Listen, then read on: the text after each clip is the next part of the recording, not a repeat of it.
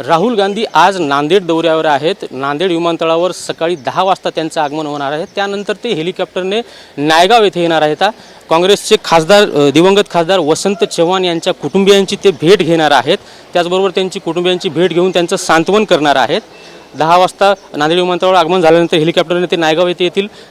नायगाव येथून तहसील कार्यालयाच्या तिथे हेलिपॅड तयार करण्यात आलेलं आहे। त्यानंतर ते मोटारीने खासदार वसंत चव्हाण यांच्या घरी येणार आहेत, त्यांच्या कुटुंबियांची भेट घेणार आहेत। अशोक चव्हाण यांच्या भाजप प्रवेशानंतर मराठवाड्यामध्ये इतक्या मोठ्या प्रमाणात एकत्र काँग्रेसची नेते मंडळी येण्याची ही पहिलीच वेळ आहे।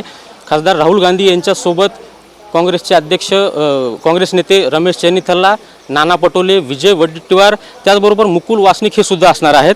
ते आता दिवंगत खासदार वसंत चव्हाण यांच्या कुटुंबियांची भेट घेणार आहेत, त्यांचं सांत्वन करणार आहेत। कॅमेरामॅन गणेश मोरेसह यशपाल भोसले, टीव्ही9 मराठी, नायगाव, नांदेड।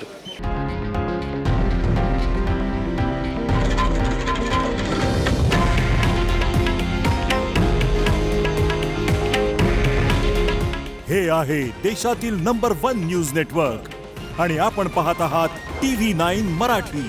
काळजी तुमची, हित महाराष्ट्राचं।